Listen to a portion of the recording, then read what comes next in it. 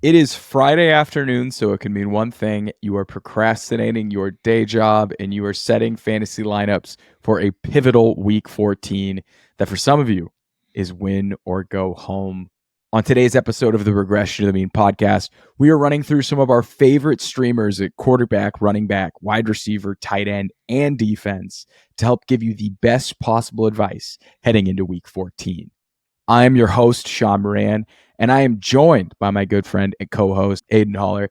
Aidan, how you doing, dude? I'm doing well. A rare Friday recording for us, so it's nice. Yeah, I've wrapped up my real job for the week and get to talk some ball with you. I think for like the first time in a couple years, like I'm not like I have no like final like week 14 like leagues like I'm not going for any playoffs this week. I've either like clinched or I've been eliminated, and like Wow. I'm kind of like missing out on that feeling, like when to get in. It feels like you've always got at least one league, but it's either like I took care of business or just kind of got smoked. So yeah, I don't know, like I'm kind of on a buy this week. I am win and get in 4 different redraft leagues right now. There you So go. Okay. there's a lot riding on this weekend for me. So Yeah. I am sharing this probably with a lot of people listening to this podcast right now. All of you that have good teams that have just gotten screwed for points against, we are brothers. All right, we are brothers here. Aidan has heard about my points against and points for ad nauseum. Right, everyone in the Yep. league has that guy, and I'm the guy. But we are going to get Yep. in. We're punching our tickets into the fantasy playoffs.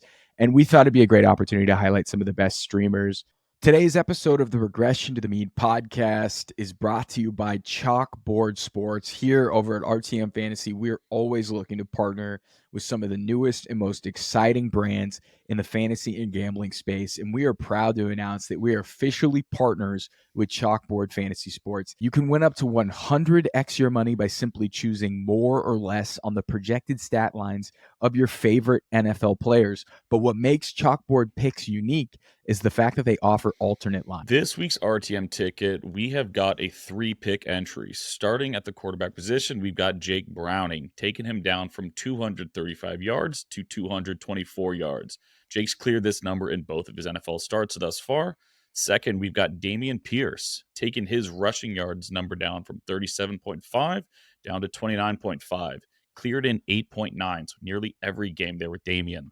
Rounding it up with our guy Jayden Reed, taken that one down, his receiving yards total from 38.5 down to 29.6, has cleared that in 8 out of 12 games he has played. That 3-pick entry, you can turn $20 into 53 if you ride with us at RTM. You could take that slip and use promo code RTM when you sign up for Chalkboard Fantasy Sports to double your first deposit. You can put 10 down, double it up to 20, win $50 with this slip. Now back into the episode. So the format for this episode is pretty simple. We're going to go position by position. I have a streamer. Aidan has a streamer. If you have any specific dart throw questions, drop them in the comments below.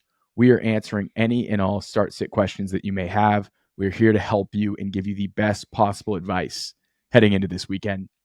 Aidan, you want to start things off over at quarterback? Let's do it. I'm riding the hot hand. I think a lot of people are a bit nervous to do this. I'm riding with Jake Browning again. Again, me and Shaun have been, pretty positive about this guy and the talent he is at the quarterback position. Coming off a QB4 finish where he accounted for nearly 400 yards and 2 TDs. The Jaguars defense is, I think, around 8th most in terms of giving up to the quarterback position. So it was a good matchup for him going into a short week against the Colts. They are a bit better, but I still feel pretty good about Jake Browning's chances. One thing to note, too, is the Colts have actually given up the 4th most amount of rushing yards per game to the quarterback position, and Jake Browning can scoot. So I like his floor there. I think maybe he gives you 20, 30 yards on the ground. Nice little buffer onto his passing numbers, but I like Jake Browning. That game is safely in a dome, so no need to worry about some of the gross weather that's going to affect some of these other games. But I like Jake Browning. I'm going to ride the hot hand here. Positive game script too for Jake Browning in terms of up in pace. The Colts like to slang it. The Colts really like to play fast. It's going to create, I think, a good game environment. I'm looking over at Chalkboard Fantasy right now. I see Jake Browning's over-under passing yards prop is 234. With alternate lines, you can take that down to 224. I'm kind of in on that. I like that a ton. So if you're in a 2-quarterback Sign me league up. or you're really need to start a quarterback this week, I will be starting Jake Browning in a Dynasty Superflex league that I have Joe Burrow in. Shout out Jake Browning for the win last week. So I am riding with Browning. I think he's a great streamer. Somebody that's owned probably in more leagues than Jake Browning, but is somebody that was floating on the waiver wire as like late as last week. If you have scooped him up, if you've got him on your bench and you're kind of trying to decide between him or more of an established starter, I think Jordan Love has a slam dunk opportunity this week against the New York Giants. So he's probably not somebody going to go run and pick up off the wire, but if he is available, maybe playing a 10-man league and it's a must-win matchup, I really like Jordan Love because the New York Giants defense runs the most man coverage in the NFL. And they've been pretty good against bad quarterbacks in man coverage. But when they faced off against 3 of the top 5 QBs this season against man coverage, they've given up 20 points to Brock Purdy, 19 to Tua, and 39 to Dak Prescott. Jordan Love currently has the 6th best fantasy point per drop back versus man coverage. This is a super advantageous matchup for Love. He's been playing really well. I think he's up to like QB 8 on the season. So he's somebody that has gone from kind of like waiver wire streamer dart throw to somebody that's really hard to bench at this point. I am playing Jordan Love in 3 leagues this week. That's where I'm at. This is where the season has taken me, but I love this matchup for Wow. Love. Know you're a resident Bears fan, and I know you've been a bit of a hater on all things Jordan Love. Do you like this matchup this week, or do you think he kind of comes crashing back down to earth? Yeah, I think this is a really nice matchup. It's been a bit of like a roller coaster season for Love. I think like he came out of the gate firing. I think it was 2-3 games, absolutely lit it up. Kind of went into a rut there for about 4 or 5 weeks, and then the last 3 games, super sharp, dude. Not turning over the ball. I think he's accounted for 8 or 9 touchdowns over the last 3 weeks. Feels like Matt LaFleur is starting to trust him more and more. Like third down and short. It felt like most of the time like they're just running up the middle, getting stuff now. Whereas like we saw, what was it, 4th down and 3 through a 30-yard pass to Romeo Dobbs last week. Like that throw he's was opening up nuts. the playbook, and I think Jordan Love has earned it. He's looked good. He's playing efficient football. Like he'll still have a head scratch and throw here and there, but like he's pretty much a rookie quarterback. So Yeah. like the production you've been getting the last couple of weeks, and then you look at a Giants team that I wouldn't say is given up, but like this team doesn't have a ton of life. Going to be on prime time too. In New York, but it's on Monday. A lot of the other games in the Northeast are kind of going to get rained on Sunday, but luckily for the Giants, they play on Monday, so the forecast is looking clear there. Yeah, no Christian Watson, which gives me a little pause, but he did well at the beginning of the year without Watson. All right, so who are you streaming at running back this week? Yep, this is my one no bias pick of the episode, and I'm going Roschon Johnson. If you guys didn't get a chance to watch our running back rankings episode, go ahead and take a look. We talked about the Bears running backs a bit, and I'm kind of just going to call my shot that he's the one that we want this week. Again, he led the backfield in snaps, touches, and targets week 12 before the bye. We've talked about the rookie bump over and over again. Get your young guys involved, especially in like a developmental season that the Bears are kind of having. One big thing that I think could help him as well is the weather. Looks like the snow has actually cleared, but we're looking at winds in the 15 to 20 mile an hour range. Roschon caught all 5 of his targets the week before the bye. Again, I think if you're not able to stretch the field with some of those weather conditions, I think it could be opportunistic, especially if they're trailing, for Fields to dump down the ball, 5+ times again to Roschon, giving him a pretty nice, healthy floor. So I like him. He's only scored once on the year, actually, back in week 1. So I think just given the amount of touches he's starting to get these days, I think there's definitely some positive regression in the touchdown department too. So he's right around running back 36 in ECR, depending on what list you're looking at. I think he could do a lot worse in that kind of 30s range. I feel like he has the nice receiving role.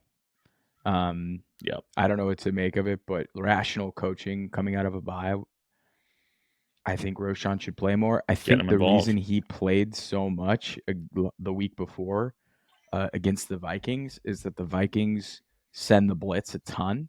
The Bears' offensive 100%. Line has been beat up, and Roschon is excellent in pass protection. So he's going to play Yep. because of that. So I like that pick. We are about 10 minutes here into our streamers episode, and we just want to thank you for supporting the Regression to the Mean podcast. We appreciate you for listening and following along. It's been a hell of a season, and we couldn't have done it without you. If you are part of the 70% of people that watches our videos but has not yet subscribed, we would love it if you hit the subscribe button, like this video, drop any of your questions in the comments below too. We have a goal of reaching 1,000 subscribers before the end of the season. We're at 700 right now. We're not giving up, and we can't get there without you. All right, let's hop back into the episode. My pick is someone that's not sexy at all. It's probably been one of the biggest busts in all of fantasy. But as a streamer, if you're, I can't believe we're doing it. If you're hurting for RB2 here, and the guy who drafted Dameon Pierce dropped him, his projection right now on Sleeper is under 6 fantasy points.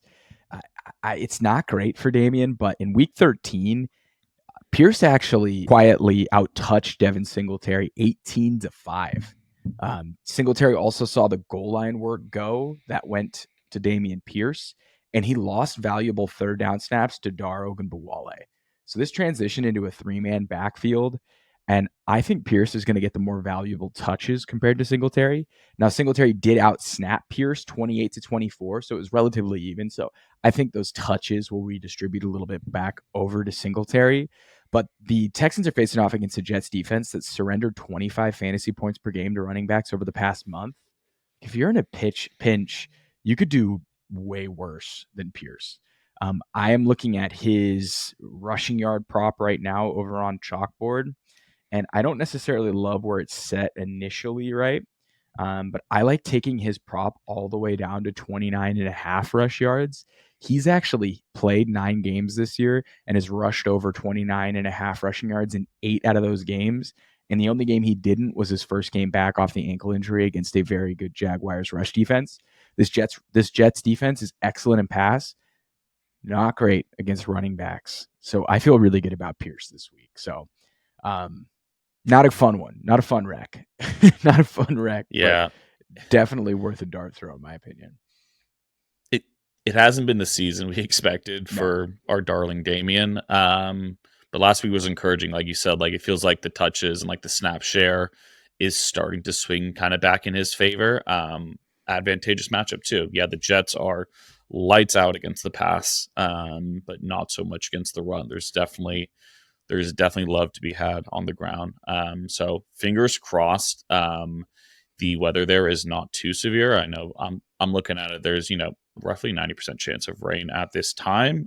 So like if it gets real slippery, they could stack the box. But again, they haven't been great to start with against the run. So keep an eye on it. Keep an eye on the weather in general this week. There's a good 3 to 4 games that could affect your decision making this week. The East Coast. This is why we're Dome Bros through and through. All right, we're Dome Bros, man. Moving on to wide receiver. Who do you have, Aidan? Yep.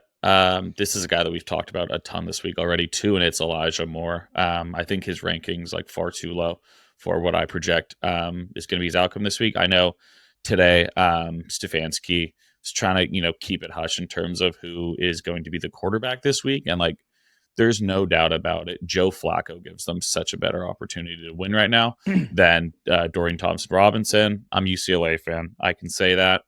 Like this team's in the playoff hunt. Like they need to win. There's no chance they're about to throw DTR out there in a game that like they kind of have to win. Just looking at his numbers again last week, the guy had 12 targets, dude. Only caught 4 of them. But it's very clear that Flacco trusts him. They played together in New York. There's some chemistry there. I haven't looked at Amari's status. I think he's still in concussion protocol. It sounds like he's probably going to play. But even if, I'd love Elijah Moore's chances this week. Just looking at the Jaguars defense too, I think it's a pretty advantageous matchup. That defense is currently surrendering the 7th most fantasy points per game to the wide receiver position. Just got torn up on Monday night, and they're coming off a short week. So, this is a defense that can be beat. Flacco looked pretty efficient and will probably only look better this week with another full week of practice with those guys, learning the playbook, getting more comfortable there. So I like him. Yeah, he's a wide receiver 36. Nothing yet up on Chalkboard. I'll definitely be grabbing some Elijah Moore props this week on Chalkboard, though. I think his numbers are going to be pretty low if I had to guess. And yeah, we keep referencing Chalkboard. Promo code RTM will double your first deposit. Promo code RTM on Chalkboard Sports. You got to try it. The alternate lines are fantastic. The alternate lines are a game changer. You can take them up, you can take changer. them down, right? Yeah. I love Moore this week. You and I were fighting over who will talk about Elijah Moore. Yeah. Mine is so dumb narrative based. I don't have advanced numbers for him. I just saw the picture of Elijah Moore looking at Joe Flacco. I'll put it in the video. Dude. I mean, the guy looked like it's how I look at Puka Nacua. Like that's how it was just pure love. His eyes might have been watering, just like so much joy in his eyes, dude. Joe Flacco. My receiver that I have sight. here, Joe Flacco looks great too. 38-year-old, like 16-year veteran. Yeah. Good for Joe Flacco. Jayden Reed is my guy here. No shocker. He is probably not available in a lot of the leagues you play in, but he's probably on your bench and you probably haven't played him yet. And I think this is an opportunity here for you to roll the dice and play Jayden Reed. So Christian Watson is 13th in the NFL with 0.7 fantasy points per route run versus man coverage, which is, I think, which is 13th best. I think I just said that. Christian Watson is 13th in the NFL with 0.7 fantasy points per route run versus man coverage. Christian Watson is slated to miss this week. If you look at the rest of the Packers receiving core against man coverage, which again, the Giants play the most man coverage in the entire, I think it's third or fourth most man coverage in the entire NFL. Other receivers you've got here, Romeo Doubs, 0.32 fantasy points per route run. Tucker Kraft, 0.39. Dontavian Wicks, 0.47. Dontavian Wicks is actually a great dart throw too, if you're actually, for being honest here, in a pinch. But Jayden Reed has the same fantasy points per route run against man coverage as Dontavian Wicks. Plus, he is by far and away the best receiver on this team against zone coverage. When you pair that together, the fact that Christian Watson's missing time, the fact that Jordan Love is playing incredibly well, the fact that the Packers are projected to win this game, I think this is setting up for a monster Jayden Reed breakout week. And when you pair that all, take all that information with the fact that the Giants have surrendered the most PPR fantasy points to wide receivers over the last 4 weeks, setting up for a massive Jayden Reed game, in my opinion. And Dontavian Wicks, too. We'll throw him in. He's a deep dart throw. I'm almost guaranteeing that he's out there on the wire in your league. If you're hard-pressed. Oh, for sure. I like Wicks a lot as well. Thoughts on the Packers wide receivers before we jump to tight end? Yeah, I've got no issue there. Really good matchup. Christian Watson being out too only helps. He's by far the best weapon out there. Go scoop up Jayden Reed. I know what we got him, again, back to Chalkboard. I think you can get down to 29.5 yards. That's stealing. With his kind of like game-breaking speed. That's 2 catches. He's so quick, and his yards after catch is just awesome. You can take him down to 29.5. I've also taken him up to 59.5 for, I think, 3x juice. So I've got 2 different bets going right now on Jayden Reed props. That's how confident I am in him. And that's a great, if you went Jake Browning over 224, Dameon Pierce over 29.5, and you take Jayden Reed over 29.5, if you put $20 down on Chalkboard, you're going to make $50 back. I think that has very good odds of hitting. Injuries. I like it. Injuries are always a thing, right? But I think that has a really good opportunity to hit. Moving on to tight ends, Aidan, who do you got here? I've got Isaiah Likely. This is a guy that I think likely. Yeah, we've kind of been waiting him for do a bit more with the Andrews absence. They were also on bye, so like he's really only played like 1 week without he was Mark good. Andrews. He got a ton of looks. Yeah, he was good. So I think they're going to look to get him more involved in this offense. Like kind of similar to the Packers offense. Like the targets are really distributed right now. So like it's a bit hard to pinpoint like who's going to eat on any given week. Like there's a ton of OBJ love. Bateman's kind of reemerged. Zay Flowers is, doing Zay Flowers things. But I like Isaiah Likely this week. The Rams also, too, who they're playing this week, have given up the 3rd most amount of fantasy points per game to the tight end position. So they're definitely beatable there. There might be some bad weather, so we'll see. I think Lamar is also game time last time I checked with an illness. I'd assume he plays. They took him off the injury list. Lamar's going to play. Did he? Okay. Yeah, he's just got like the tummy of a toddler. He's just like always sick. But I like Isaiah Likely. He's tight end 9, so like sure it's a streamer, but like anyone past tight end 5 is a streamer. He's only owned at like 53% of leagues, so I think he can do a lot worse off, especially if he's out there on your waiver wire than Isaiah Likely this week. I like Likely as well. The guy that I have is Gerald Everett. So I was thinking There you about go. Tucker Kraft. I liked Tanner Hudson. Tanner Hudson, the tight end for the Bengals. So those are two other deep options that I'm fairly certain both of those guys are on the waiver wire for you right now. And that coincides a lot with us talking about Jordan Love and talking a lot about Jake Browning. But I like Gerald Everett a ton, and I saw him chilling on the wire in 2 different leagues that I'm in. People just dropped him to like add Clyde Edwards-Helaire. I'm like, yes, I've got Trey McBride on a bye this week. I need good production from tight end. And Gerald Everett's had back-to-back weeks with 4+ targets and 40+ receiving yards. And I think he's the second most reliable target in this offense behind Keenan Allen right now. He faces off against a Denver defense I had to double check this multiple times. Denver's defense has given up the 3rd fewest fantasy points per game to wide receivers this season, but the most to tight ends. So clearly they have a strategy of limiting wide receiver production and then giving up a ton of points to tight ends and running backs. So I think you could beat the Broncos up the middle of the defense, essentially. Because of that, I feel pretty good about Gerald Everett. He might see some snaps taken from him in the red zone against the Donald Parhams. You have to deal with that. But in between the 20s, I think he's good to see 4 to 5 targets. Last week, pouring rain, he had a really nice week. So I'm in on Gerald Everett this week if he's out there. Deeper plays, like I said, Tucker Kraft, I like him a ton. And Tanner Hudson, the tight end for the Bengals. Both guys have been pretty involved lately in their offenses. Any thoughts on that group before we go to defenses? I really like Gerald Everett. This is a guy that like we've highlighted a bit this week too. Like there is not a reliable pass catcher outside of Keenan Allen, and I think Gerald Everett's like a clear number 2 there. Quentin Johnston can't catch the ball. The other wide receivers aren't doing a whole lot. Even Austin Eckler has been, kind of slow and washed a little bit. So no, I really like Gerald Everett, especially where he's at like ranking wise. I've seen him in like the 15 to 20 tight end range, and I'd start him over most of the guys ahead of him before you get into like the top 10.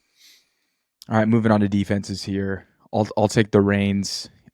My favorite defense to play this week, and they've been great this season. They've been one of the best defenses in the NFL, but I think they've been dropped by a lot of people because they see the little matchup against Jacksonville and they get a little nervous. And the Cleveland Browns have had 2 back-to-back kind of stinkers because Denzel Ward has been out. But Denzel Ward is back. The Cleveland Browns are at home, and they're going to be facing off against the Jacksonville Jaguars this week.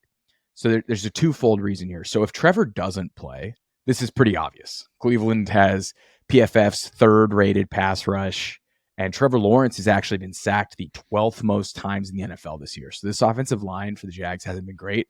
You put that pass rush, so-so offensive line, and you go up against CJ Beathard, who was sacked on 40%. I mean, who was pressured. His pressure to sack ratio was 40% in a very limited snaps against the Bengals' terrible defense. You've got an opportunity here for, the number 1 defense in fantasy this week with the Browns. But even if Trevor does play, he's going to be limited with his mobility. He's going to be without Christian Kirk, and Denzel Ward is back. And I just feel like Trevor, who, if he's not mobile, could take 3 to 4 or 5 sacks. And that's always a recipe for fantasy defenses to have a big week. And a lot of people have dropped the Browns defense. I think you should go pick them up. I think you should play them. I'm kind of all in on the Browns defense this week. What do you think? What defense are you streaming? I like. I just wanted to make one note on the Browns defense too. Good time to stash the Browns defense. They've got the Jets week 17. So if you are in the playoffs and you got an extra spot for a defense, they've got the Bears and Texans as well in week 15 and 16. So a couple weeks ago was looking like kind of easier matchups, but getting your defense against the Jets in the championship, if you make it that far, a bit of a slam dunk. So just wanted to add a little anecdote there. I've got the Saints. This is another defense too that I think is underperformed. more than really just the last 2 weeks. It's been a little shaky in general, but a really nice get right spot divisional game against the Carolina Panthers. Yeah, there's not too much to say here. Bryce Young has struggled mightily. He's cleared 20 points just once all year, and the run game itself isn't great. Chuba's kind of had spurts lately where he looks good, but they're going to make Bryce Young beat them, and that's typically not a recipe for success, as you've seen with their offensive output this year in Carolina. So really like the Saints. I think they're around like 50% ownership too. They've got some nice matchups down the stretch, but I like them this week again, especially against Bryce Young and that offense that is still trying to find their identity, for lack of better words. Other defenses too. I like Green Bay a lot. Tommy DeVito has taken a ton of sacks. Yep. So if Green Bay's out there, great matchup. I also like Minnesota. Minnesota blitzes the hell out of quarterbacks, and Aidan O'Connell is still kind of an overwhelmed rookie. So they might get beat on a couple lately. They've been a great defense this year. Flores is kind of a dick, but he's done a pretty good job this season. So, that's it for another good one against the Jets. Yeah, Houston's if Houston's out there, go just target anyone against the Jets. It's the Jets. Target anyone against the Falcons. Sorry, defense Keegan, don't kill me. 20 points, and that defense is not that good. But that's it for streamers this week. If you have any questions, feel free to drop them in the comments below. Aidan, you got anything to say before we get out of here? Good luck this weekend. It is a daunting weekend. I hope you guys make the playoffs, and if not, it happens. There's always next year. So good luck out there. No, you'll want to die and crawl into a deep, dark depression if you don't make the playoffs. But thank you everybody for tuning in. Until next time.